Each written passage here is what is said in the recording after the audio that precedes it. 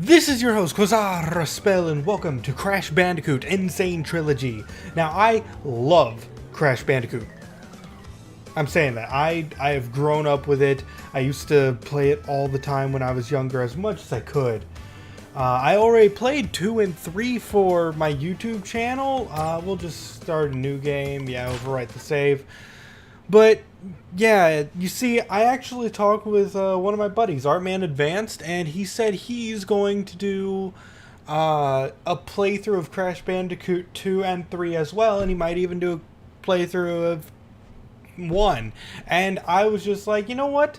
Since he's going to be playing it, I'm going to be playing Crash Bandicoot 2, and we're just going to link each other's videos. So be sure to check out his videos in below. I'll probably leave some sort of link at the end of the episode, and yeah, I'll also leave it in the description if you guys want to see it.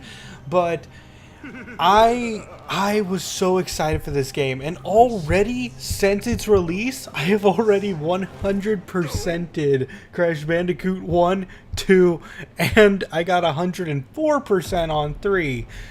Not sure if I'm going to get that 105 though. I'm not a fan of time trials. I don't like getting the relics of that game. I don't like getting the relics at all, actually. But man, this is beautiful. I cannot get over. You fool! Do you think I'm unaware of the situation? If we don't have any friends left on the surface, then we'll need to find an enemy.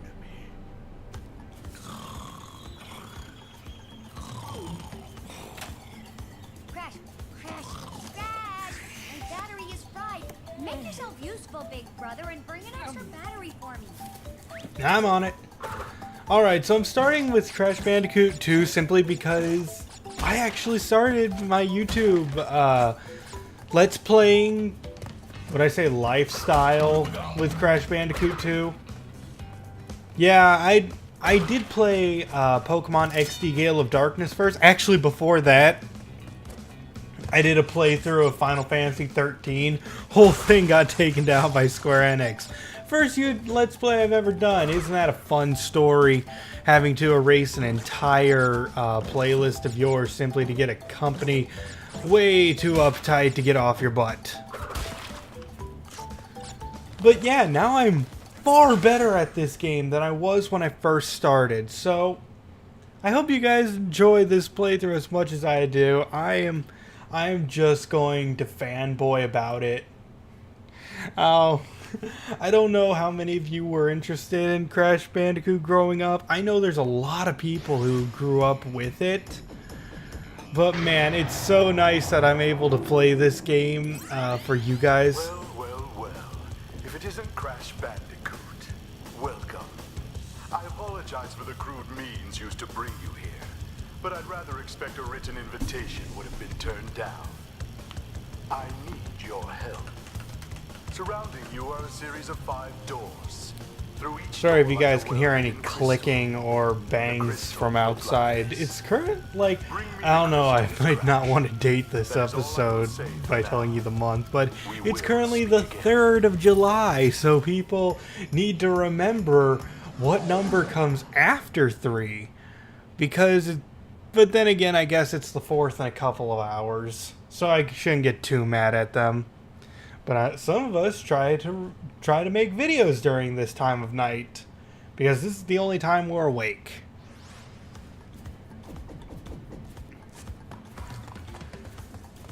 So yeah, I'm going to try my best to 100% Crash Bandicoot 2 for you.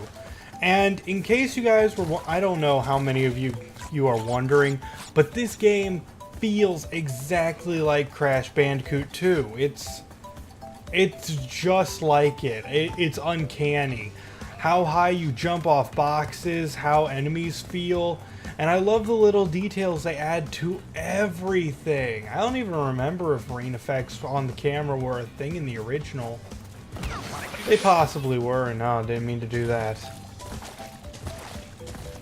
Well, I don't think I ever mean to get hit. But yeah, the glow effect on the turtles, the little It's just so nice. And you know, the difference between Crash 1 and Crash 2 was way more enormous than I thought. If you played Crash Bandicoot 1, even on this, it's not just the ability to slide or what is it called, body slam like this. They changed even how the physics work whenever you jump on a box. It's just so great. Let's grab this. Hup, hup, hup.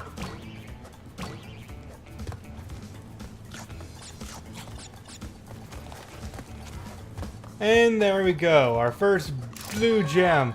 And guys, I know, like, some of you are probably remembering when I first did Crash Bandicoot 2, and thank you for watching. If you've been watching for this long, I've been doing this for quite some time, and that was probably the second Let's Play I ever did, possibly third, I can't exactly remember, but it was definitely one of the earlier ones.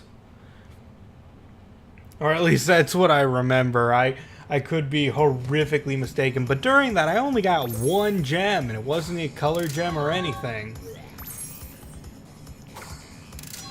So it feels good knowing, like, where everything is. I kept playing, I kept getting better, and yeah. Well done, Crash. I knew I could rely on you. Now listen carefully. These holograms are hard to maintain. During the course of my intellectual pursuits, I have stumbled across a force that threatens to destroy the world. The crystals are the only means of containing it. The fate of the world is at stake. It is imperative, therefore, that you bring them to me. Are you there, Crash? Crash! Crash! Are you there, Crash? There, Crash? Well, that was weird. Anyway, now that we got the color gem, let's actually do that level correctly. I am going to be going for a 100% as best as I can. So, repeating some levels is going to... well, it's going to have to happen. Now I'm going to do my best to try to remember where every single secret is without looking up a guide. And they added time trials to this, but since time trials add nothing to 100%, definitely not going to go for them my first time around, or even second time around. Well, bam!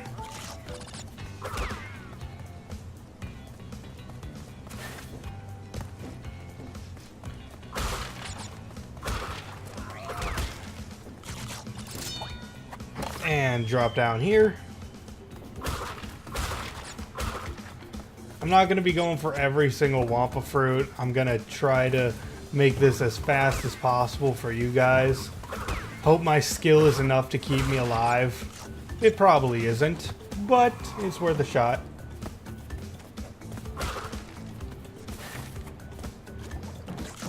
Oh boy, my favorite part. Ah, that's so clench. Oh, this is even clencher.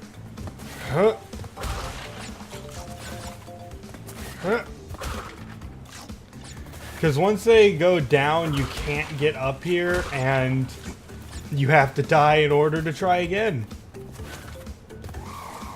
So now I just have to get out of here.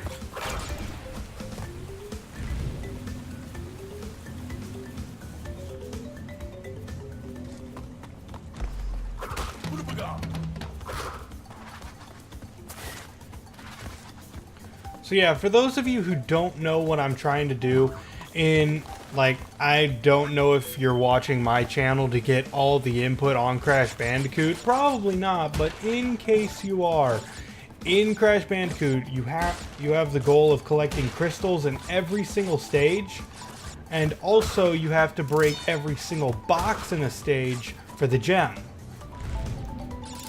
So as you see at the top, 42 out of 62. That's how many boxes there are throughout the entire stage, and that is my goal.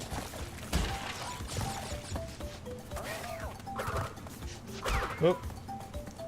do not want to get hit by the armadillo. You know, the armadillo is probably the weakest enemy in this game. It's really funny. Most enemies in this game are genetically altered or just changed in some way besides these possums, I suppose, as well.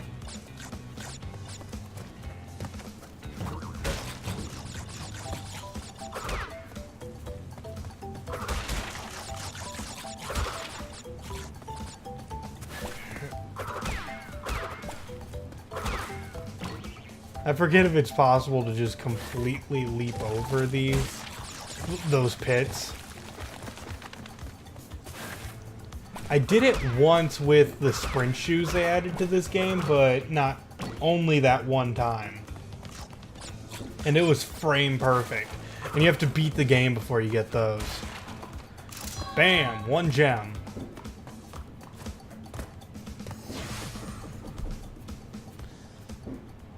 So yeah, my apologies if you can hear those fireworks like I can.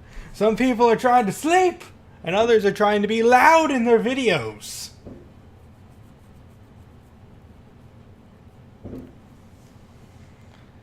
They're just gonna get louder, aren't they? They're gonna do their own grand finale. And I'm sorry I'm complaining about that. Dance time.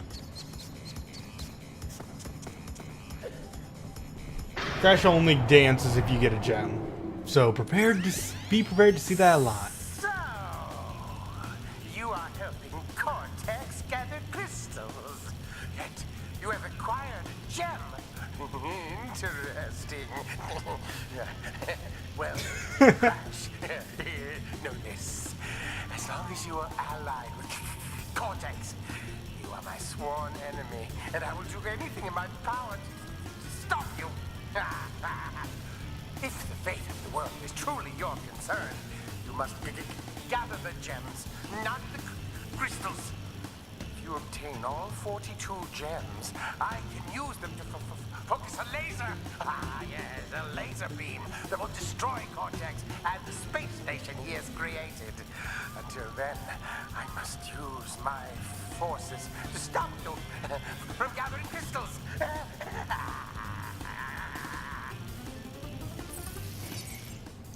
Well, that was weird.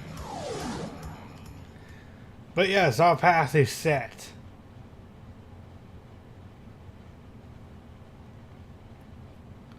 Collect all the gems as possible. Collect all the crystals. Don't need to collect the relics.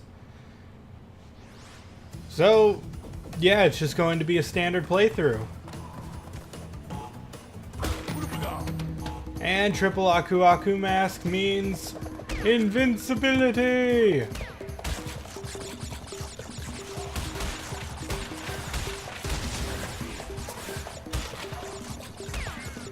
Now the only problem is that my sound is turned like all the way down, so I can't actually hear when the invincibility music ends.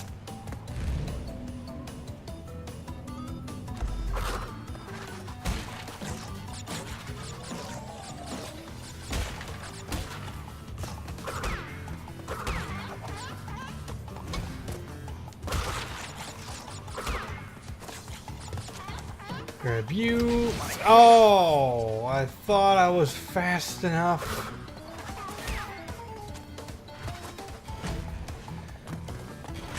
Oh, that was way too close for my liking. Jump, jump. Oh. And by the way, in case anyone's wondering, did they actually change anything about the game besides... I'm sure most of you know what they've changed, but in case you're wondering for a couple of little minute details that they changed in the game, well, for starters, if you ever reach a bonus stage, it actually counts as a checkpoint now. It's not just like before, if you got a bonus stage and you died, you would go back to the last checkpoint. But now if you die, you actually restart at the bonus stage, so that's nice. Also, in Crash Bandicoot 1, they did the most changes to that I feel like deserve mentioned. But I'll probably mention those when I actually play Crash Bandicoot 1 for you guys. Otherwise, I don't know what else has been. I know Crash in general has changed. Like, they changed a lot. And take a shot every single time I say changed. But the most differences are found in Crash Bandicoot 1 and Crash Bandicoot 3. Because in Crash Bandicoot 3, they changed how the vehicles feel, in my opinion. Like, Crash overall feels different, but he doesn't feel bad. He feels just right.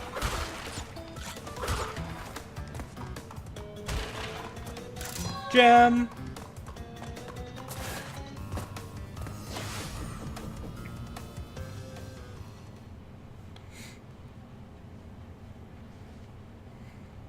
I feel like as long as I get something throughout each of the levels, that's going to be good progress. If I don't get anything when I go into the level, I probably won't even show it on screen unless it results in a hilarious montage. Then I might show it. I don't believe we have access to the red gem. At least not in this stage. Like, we're going to have to hit the next 5 levels to be able to get it. If I'm remembering that correctly at all.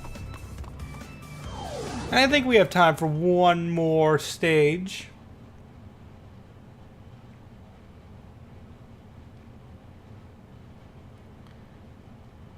And I have to double check, but are the loading times like longer in this game than they were in the original? Because I do remember there being load times in the original Crash Bandicoot. But not so much the new version.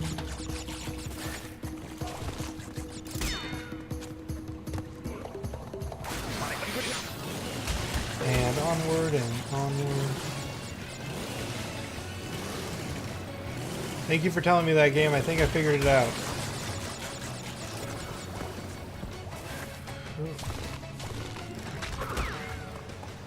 Move everything out of my way!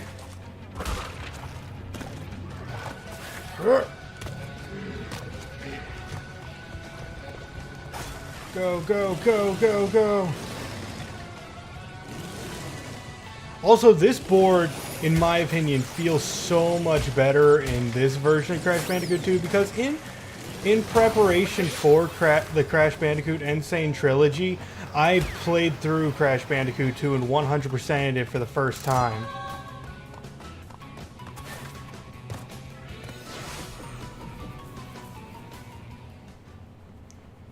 So that board, in my opinion, it feels way different.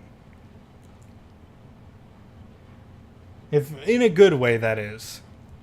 Also, I want to know if I'm the minority. Please tell me, guys, if you play any differently. But in the Insane Trilogy, I stick to my old habits and I still play with the D-pad.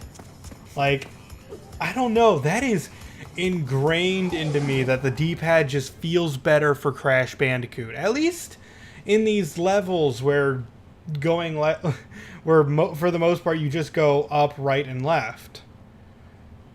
The D-pad just feels better, and it's so weird when the game is like, you want to play it old school? Play with the D-pad. And I'm just like, I might be old school, but it still just feels better to me.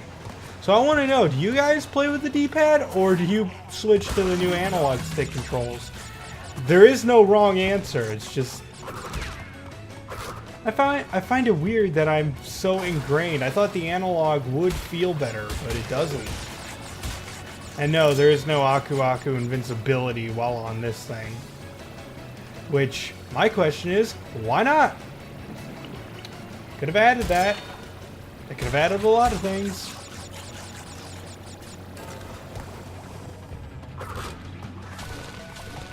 But I guess it's fair to leave it out. Onward to the bonus. Also, bonuses you don't lose lives in a bonus, so I'm probably gonna fail these a ton.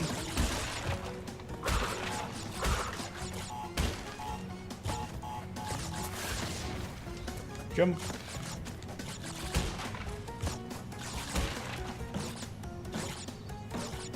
4, 5. Also collecting 2 fruits at a time. I am so happy for that. Bam. I think that was enough for another level up in terms of Wampa fruit.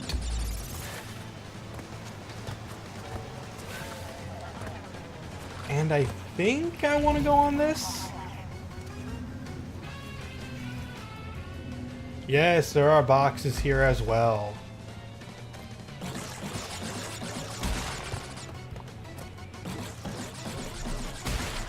Oh, my dog came up to visit me.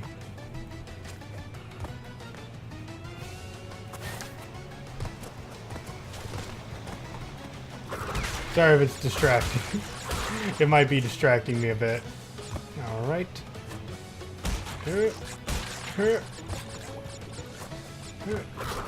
Got it.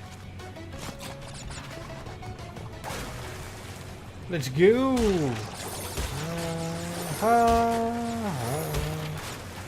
I need to hit this exclamation point. Bam.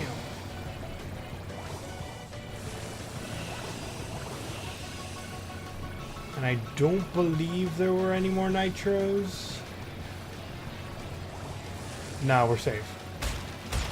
So grab you 3. And then ramp. Ramp. Nope, need to go back. Up. And by the way, in case you guys were wondering, yes, you need the blue gem to enter this path. That's why the platform is blue. I know, shocker, right?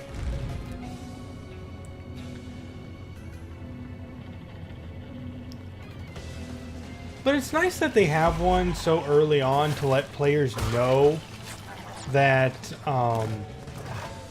you need the blue gem to do this. And something I really do like in the Sane Trilogy is that there is a hint system that will tell you how to get a lot of the blue gems. Well, not blue, colored gems. Or the secret paths, because some of those are a little bit cryptic, and they're even more cryptic in Crash Bandicoot 3, but I like how they changed it up. And I'm checking my inventory, and yes, indeed, I got all the boxes. Bam! Off we go.